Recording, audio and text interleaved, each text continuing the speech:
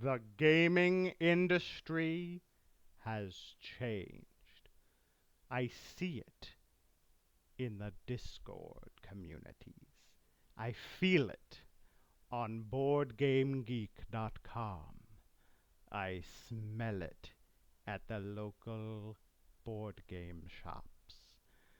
Much that once was is lost, for none now live who remember the Lord of the Rings trading card game. This game began in its first set, which is the only one that counts or is good in my opinion, with the forging of the three great meta archetypes. One was given to the elves, great archers, and ally tomfoolery users, which resulted in addition of an entirely new rule to limit card draw. One was given to the rainbow style, which was a great usage of synergy between different cultures, and is a pretty complex archetype that includes things like pipe decks and even decks that don't even include this card. I just included it as an example. And one was given to the race of Twilight Denial decks, or choke decks, as you nerds call it, which above all else desire their opponents not to be running Moria Swarm. For it was within these archetypes was given the will to rule the meta of the Lord of the Rings trading card game for the Fellowship block sets 1 to 3. But they were all of them deceived, for another deck was made in the lands of Austin, Texas, in the fires of my upstairs bedroom. I, Quincy Morris, forged in secret a dwarf deck that would defeat all others, and it was within this deck I poured my malice, my autism, and my will to have absolutely no life. One deck to rule them all. One by one, people stopped playing the Lord of the Rings trading card game because after the movies came out, they lost interest and the game kind of went off the rails after Reflections and Shadows and Hunters came out. But there were some who resisted. A last alliance of nerds and artists forged their own version of this game on this website, LOTRTCGPC.net, where you too can fight for the freedom of Middle-earth, having access to literally every card for free using a system that automates the usage of every card, perfectly implemented, probably no bugs, I promise. But nobody runs the dwarf deck, and that makes me mad. So, I will talk about it. Apparently, nobody knew about this style. Nobody runs dwarf deck, and I don't know why. Well, that's not true. I do know why. Because when people look at the dwarf deck, they're like, hey, that is a 5 on 4 strength, and that is also a 5. But 5, not 6. 6 is big number. 5 is small number. 5 not as big number as 6. 6 big. 5 small.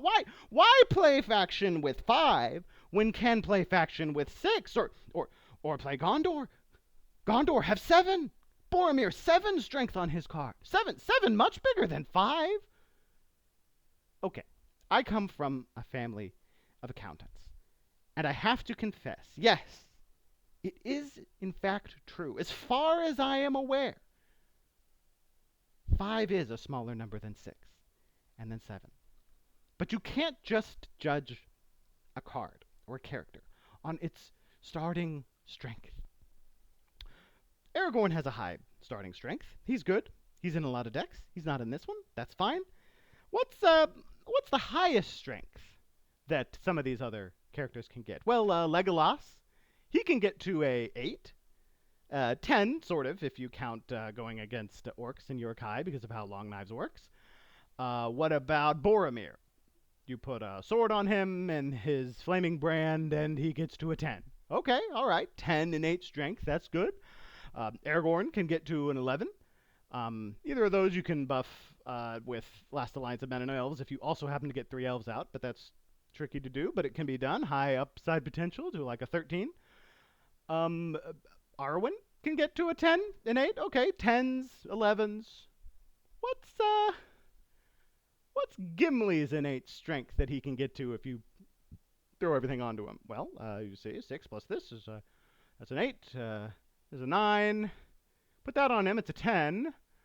But then you use Rumble Dwelled Elf 3 times, and well, that gets him to a 13. Well, 13 is bigger than 10. 13 much bigger than 10. And then he can exert to make himself stronger if you need him to, for some reason. Okay, well, but like he's the best guy, right? There's nobody who can be bigger than him. Oh, how big can Glowing get if you put everything on him? Oh, well, okay, so you add the 4 for the items. That gets him to a 9. But then he gets +1 for each tail, and so you throw some tails out, and well, that gets him to a 13. Oh, but then you can use Realm of Dwelled Elf 3 times, and that gets him to... Wait. 16 innate strength? Before you even play any of it? 16! You're telling me that, oh, this bad deck with low strength characters can get someone who innately, before you even boost him, can beat the Cave Troll of Moria without any events? Oh, but dwarves are bad. Dwarves are bad, guys. Oh, because 5's smaller number than 6. Okay, but you can't count Realm of Dwelled Elf as a +3 to everybody. I mean, you're having to discard 3 cards from the top of the deck. Every time you do a +1, you're self-milling the deck. Isn't that bad? You think discarding cards from the top of the deck is bad for the dwarves? Oh, you think because you come from these small girly man decks of 60 cards where discarding cards from the top is something that the enemy does to you, not something that the dwarves purposefully do to themselves on purpose because of this card, Beneath the Mountain. Discard the top 3 cards of your deck to play a dwarven weapon from the discard pile. Wait, hold on. Okay, so Realm of Dwelled Elf discards from the top, and this can play stuff from the discard pile, but in order to play it, you have to discard 3 from the top, and one of those might be a possession again, or a weapon, which then you can discard 3 again to pull out. Do you see what is going on here? Oh, and then with Make Light of Burdens, you can also do that if you're needing to trivialize Blade Tip Black Breath or any of the attachable eye cards that people like to use. Are you seeing what's happening here? The discarding is good. That's why this deck has 134 expletive cards in it. The upside potential of the dwarves is the best in the game. But Quincy, you don't understand. You gotta have consistency in a deck. A good Fellowship deck is all about consistency. Oh, is it now? Is it consistency? Oh, so your decks where it's like, oh, I must play Boromir, and then play Boromir's sword, and then Aragorn and Aragorn's sword, and Gandalf, and then Gandalf's sword, or Legolas and Legolas's sword, and bow, and Rolodex, and hair ribbon. That's consistent, where you have to play the specific items owned by the specific characters, but, what can Dwarven Axe be played on? Oh, Bear must be a dwarf. What about Dwarven Bracers? Oh, Bear must also be a dwarf. And Hand Axe? Oh, the core items for the whole deck can be played on any dwarf. Oh, but that's inconsistent. Oh, it's inconsistent for your items and events and conditions to be playable on any dwarf but my deck that requires specific bearers of companions. Oh, that's consistency. That's where I have to specifically get married to a specific character, and then help me. If that one character dies, it ruins the whole deck. No, I could lose Gimli. I can lose Glowin. I don't care. I can make any dwarf the best dwarf in the world. I have 2 entire cards in this deck that have a specific bearer, and he's in my starting lineup, so that hardly ever even counts. That's consistency, when your events can be played on any character, and your conditions affect every character, and your possessions can be played on any character, and that is consistent. And because of things like Realm of Dweldelf, I'm able to play cards from the discard pile, so even the large size of the deck doesn't even bother me. So it's more consistent than all of these specified decks that they have running around out there. But Quincy, you don't understand. You see, with all that large deck having and top deck discarding, you're going to be stepping on the toes of your minions.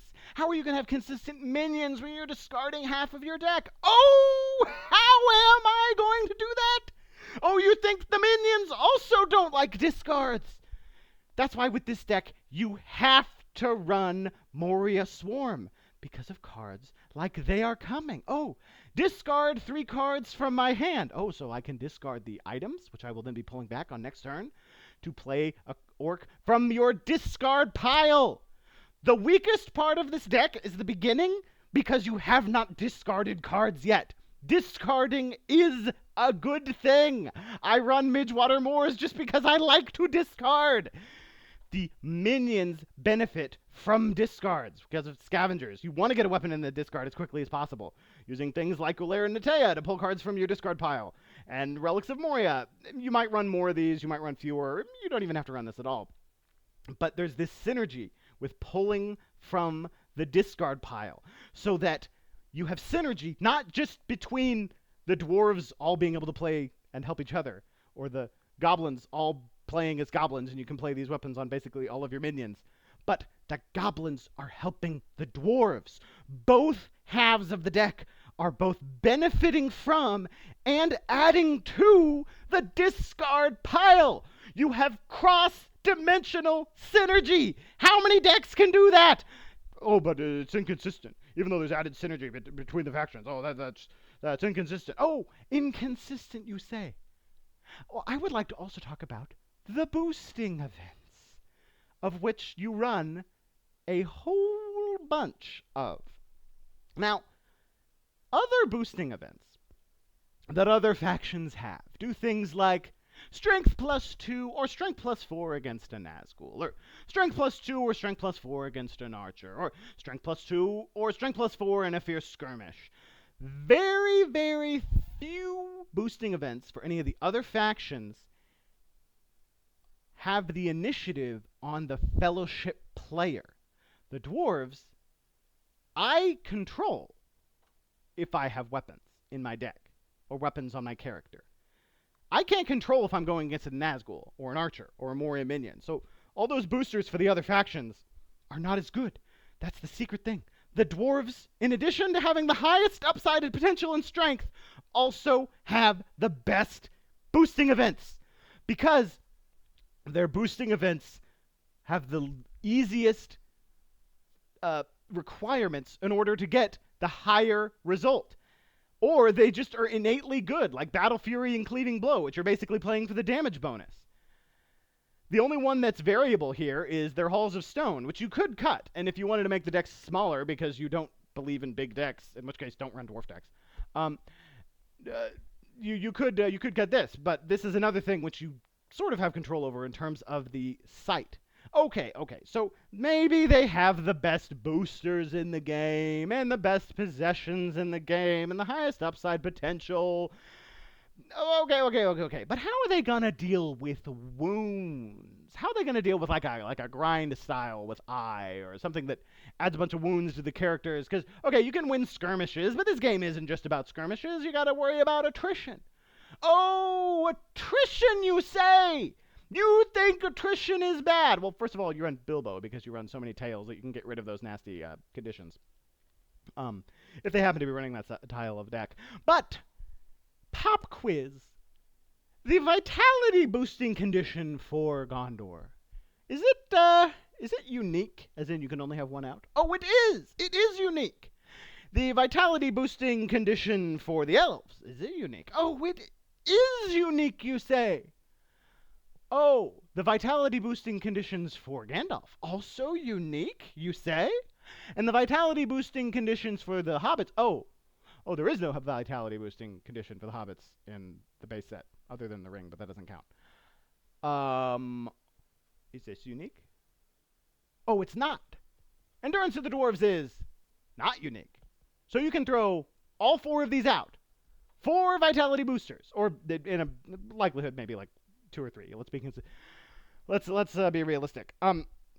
So you can get enough vitality that's basically the same vitality as an entire another companion, but you aren't adding Twilight each time you move, unlike a companion, which is focusing your strengths into these super powerful characters instead of having this wide slosh of characters that are splash companions. I can't believe you people use splash companions, but who you just throw out there to die. This is why you guys think Uruk-hai is so good, because you're like, oh, Savage Reader match their numbers is so good because I'm throwing out all these companions and getting to 5 companions really quick, and they're just making their Uruk-hai so strong. Well, yeah, if you play dumb, they're strong. With dwarves, basically, you kill Sam as quickly as possible, stay under 5 companions, and you basically just kill all of the Uruk-hai. You don't even have to get Fror out, although it is good to get Fror out as your 4th companion. He just gets nuts. It's like he's Aragorn innately for half the cost, and he just kills. That's without any like possessions on him, which boosts him. Basically, you have 2.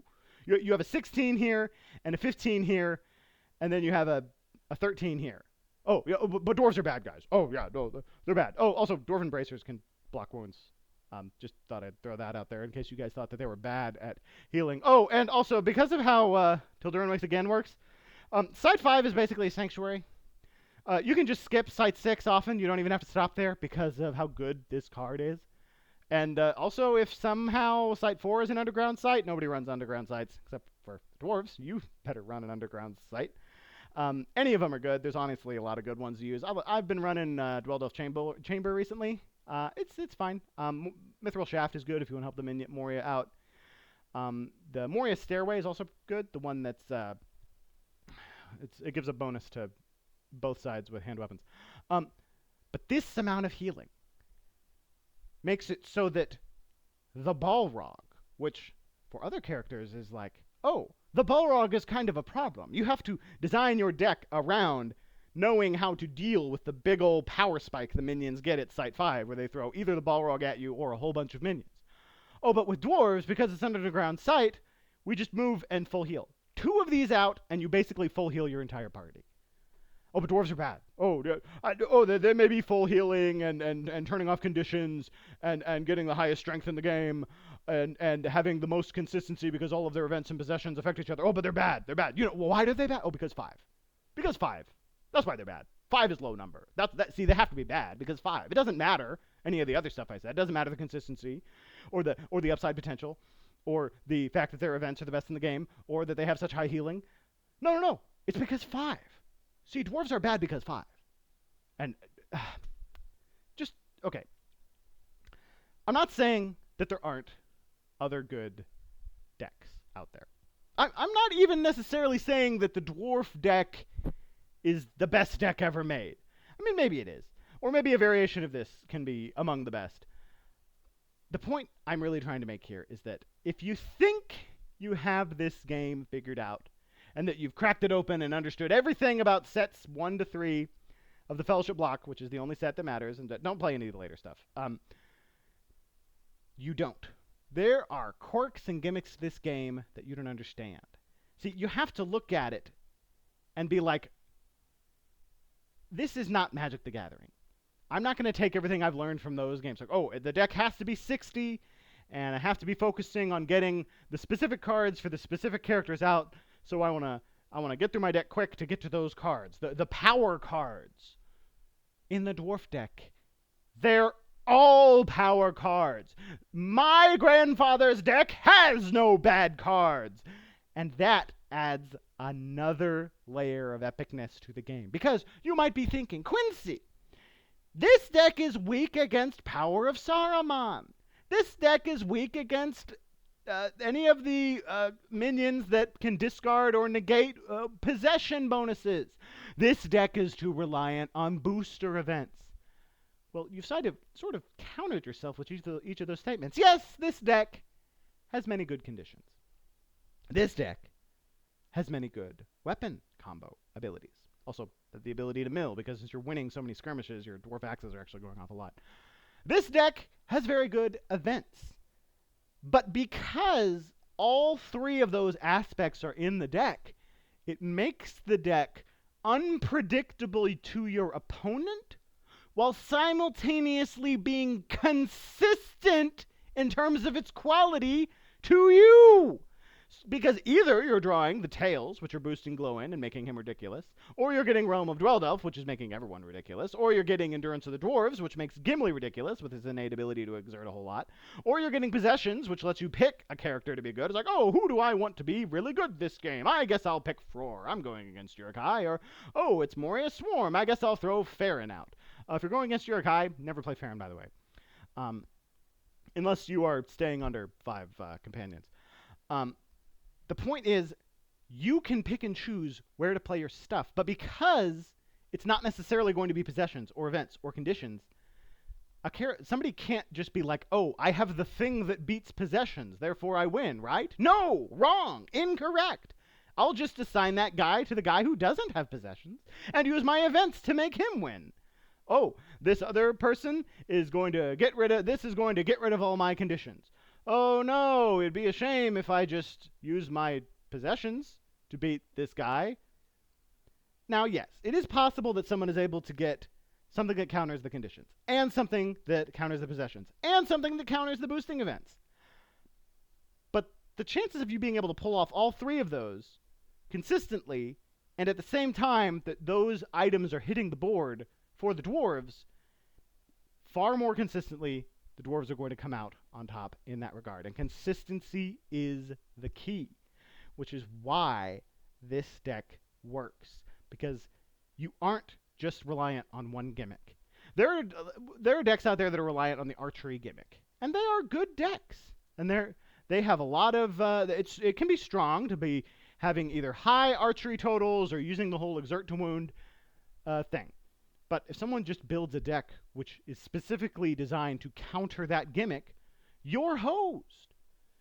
My brothers have known the contents of this deck for 10, 15, 20, my goodness, I'm old, years, and yet I still win consistently with it. Because while I know what is in my hand, I'm being like, aha, this is going to be a Realm of Dweldelf game in which I'm going to use that to be successful. Or, oh, I drew Gimli's Battle Axe. I'll be able to boost him up and make a very good possession type run, which will be strong against orcs this game. They don't know that. They don't know and can't build their deck ahead of time knowing what they're going to go up against. And that makes it unpredictable to your opponent, consistent to you, with high upside potential and versatility, while still being consistent. Is it the perfect deck? Well, no, because in this game there is no perfect deck, and anyone can build something to try to beat this. I would love to see a day where everybody is running 4 copies of whatever that Moria goblin is that cancels dwarven conditions and allies. That would be neat, because it means people are respecting this deck. And yes, now that everybody has seen the contents of my deck, they'll know what it is every time I go up, and they'll all be able to be, oh, here comes Quincy with his dwarf deck. I'll go build the deck that beats it, or we're all going to start building dwarf decks to counter it, or, oh, I know what I'm going up against. But that's fine. But you, dear viewer, they won't know that you are running this deck, which is why I'm asking you, maybe don't run this deck precisely. There are variations you can make. Maybe run more Depths of Moria, maybe fewer unfamiliar territories, maybe don't run Threat of the Unknown, maybe run fewer Cave Trolls, maybe have it be more archer-focused. Maybe don't run Dwarven Bracers. There are variations of this deck I did where I didn't run Dwarven Bracers or didn't run Gimli's Helm. It depends on the meta. You know, every deck has to be constantly shifted. One last point. This deck is also a Twilight Denial deck, fun fact. Now, every deck is designed to be Twilight Denial, or Choke, as you... my people. Every deck should be a Choke deck. Now, what do I mean by that?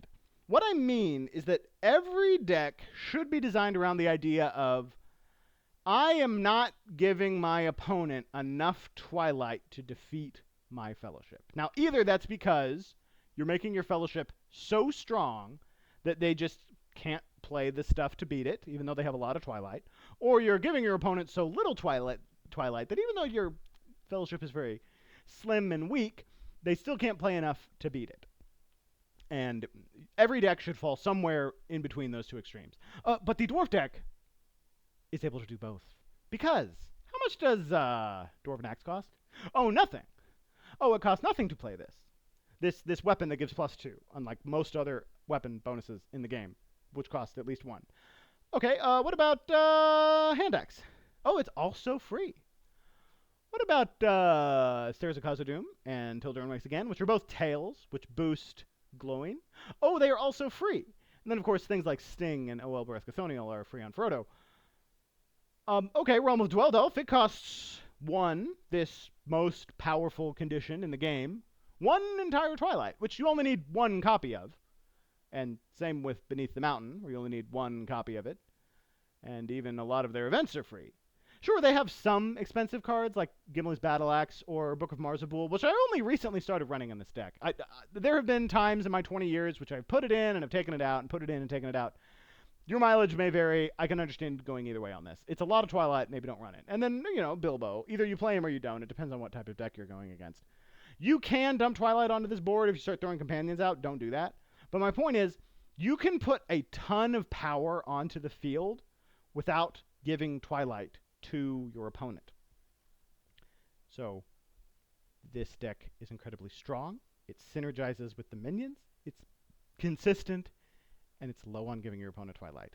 Literally, how could it be better? Oh, I know. If the 5 was a 6. Be better, people. And more importantly, have Godspeed.